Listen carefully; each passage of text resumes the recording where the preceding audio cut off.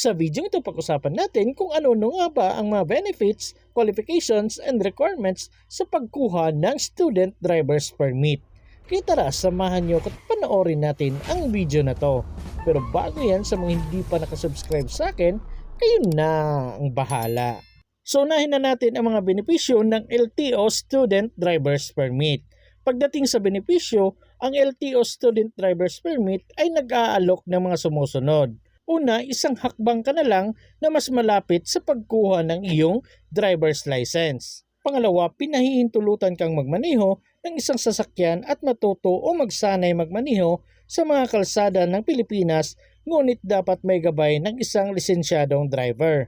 Pangatlo, kung nakuha mo ang student driver's permit mo na nasa orange card format, maaari mo itong gamitin bilang isang tanggap na government ID sa ilang mga transaksyon sa piling opisina sa Pilipinas. So ngayon pag-usapan naman natin kung sino-sino nga ba ang mga qualified na mag-apply ng Student Driver's Permit. So una, dapat matugunan mo daw ang minimum age requirement. Alam ko marami nagtatanong kung ano yung minimum age requirement, so dito na tayo sa pangalawa. Para sa mga Pilipino, dapat ay 16 na taong gulang pataas. Yes po, pwedeng 16 years old and above para makapag-apply na kayo ng Student Driver's Permit. Pero mas maganda na sa 16 years old and 6 months na kayo bago mag-apply ng Student Driver's Permit para pagka 17 years old ninyo, pwede na kayong kumuha ng non-professional driver's license. At para naman sa mga dayuhan or mga foreigners, dapat 18 taong gulang pataas ang edad ninyo para makakuha kayo ng Student Driver's Permit. At ang sunod, para pa rin ito sa mga foreigners, dapat ay mananatili sa Pilipinas ng hindi bababa sa 1 buwan. So kung kayo ay foreigner tapos wala pa kayong 1 buwan dito, hindi pa kayo pwedeng kumuha ng Student Driver's Permit. So dapat more than 1 month na kayo ditong nanatili sa Pilipinas. At maaari din kayong magpakita ng patunay ng pananatili ng hindi bababa sa 6 na buwan dito sa Pilipinas. So take note, para ito sa mga foreigners, dapat more than 1 month na kayo dito and dapat meron kayong ipapakita na mananatili kayo dito sa Pilipinas ng more than 6 months.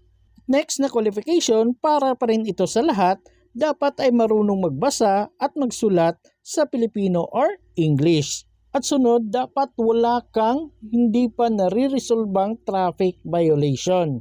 So for example, meron kayong traffic violations dati, dapat na-resolvan nyo na yan, na-settle nyo na para pwede na kayong mag-apply ng Student Driver's Permit. So nangyayari ito kung nagda-drive kayo pero wala pa kayong lisensya or Student Driver's Permit, tapos nahuli kayo ng traffic enforcer, so meron kayong traffic violation. So kailangan nyo po munang isettle yan bago kayo mag-apply ng Student Driver's Permit. At sunod, dapat ay natapos mo ang 15 hours theoretical driving course na hinati sa 3 session. So make sure meron kayong maipapakitang certificate or katibayan na natapos nyo ang 15 hours theoretical driving course na hinati na sa 3 session. And next, dapat ay may aktibo at valid na email address. Yes po, kailangan talaga active at nabubuksan pa ninyo yung email address na ibibigay ninyo kay LTO kasi may isasend po silang link doon at dapat nabubuksan nyo po yon. So yun po yung mga qualifications para pwede kayong mag-apply ng Student Driver's Permit.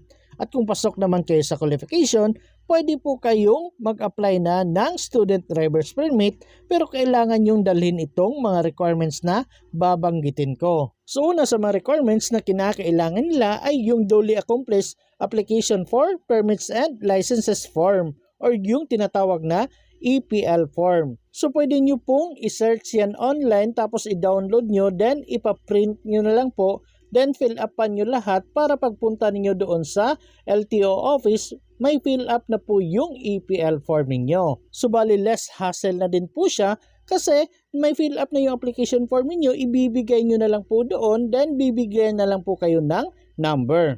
Pero kung nahihirapan kayong mag-download, pwede naman kayong kumuha nito sa LTO office at doon na lang kayo mag-fill up.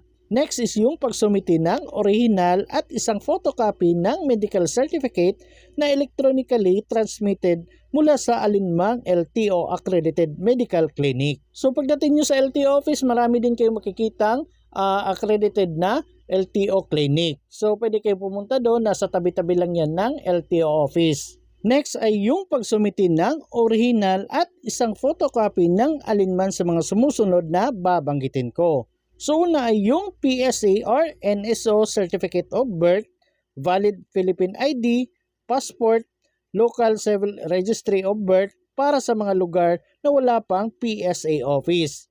Then, PSA Certificate of Marriage. At para naman sa mga aplikanteng wala pang 18 taong gulang, kailangan nyo magdala ng isang pahintulot ng magulang o taong may kustodiya, pangangalaga o supervision sa minor de edad na aplikante na pinahihintulutan siyang kumuha ng student driver's permit. Sunod ay isang original at isang photocopy ng alinmang valid government-issued ID ng magulang na may litrato at perma.